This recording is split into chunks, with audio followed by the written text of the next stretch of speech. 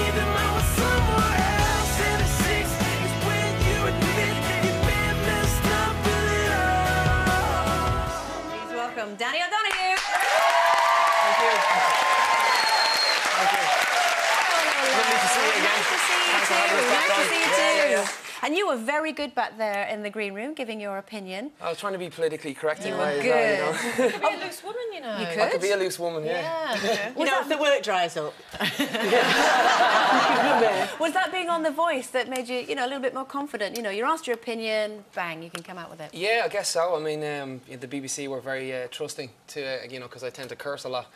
So they're very, very, yeah, my opinion, I'm very opinionated. But no, it was great to see. It was my first time ever being on TV and actually not singing. So it was definitely, you know, some experience, yeah. Very passionate, aren't you, about everything? I am. Well, I mean, if I was on like Top Gear or Strictly Come, I don't know anything about that type of stuff, but I know about music, and I'm very, very passionate. I mean, that's what the band is about, and that's what music is about. You know, putting your heart and soul into it. We were talking last night about, you know, if there's rock music out there for people who are very, very angry, and then there's, you know, ballads out there for people who are sad. And it's amazing, for every genre of music is a range of emotion.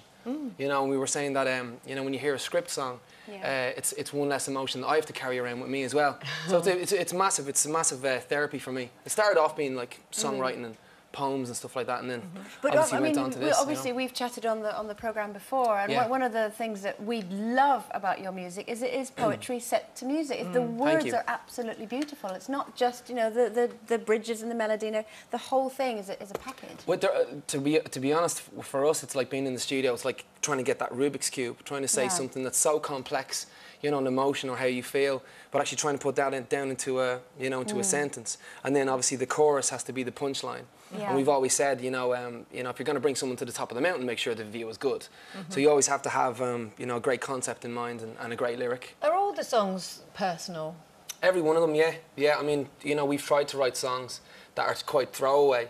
And I'm just standing on stage and I'm not feeling them, but it has to be something that I feel in the inside, or that I know definitely, you know, I write songs about the people who are around me too. So it's a bit like this show then, you're kind of milking your personal life permanently, aren't you? Basically, yeah. You have to go out and live, don't you, really, I do, in order you know, to have something to write about. The worst part about it is when you write songs and they're obvious songs about people that were in your life.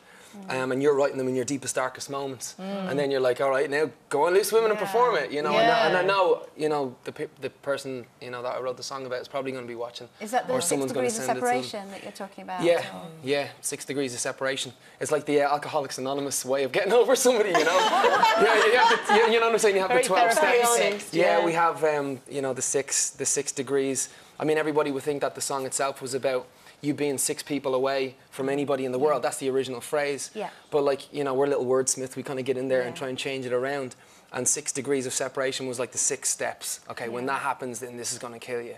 And then after that, and you see them out with somebody else. And there's nothing worse than that, to see the person that should have been in your arms out with somebody else. And that's when you know, I mean, we curse in the song, and you may have effed up a little. But, you know, we obviously have you may have messed up a little. Is it easy to sing, though?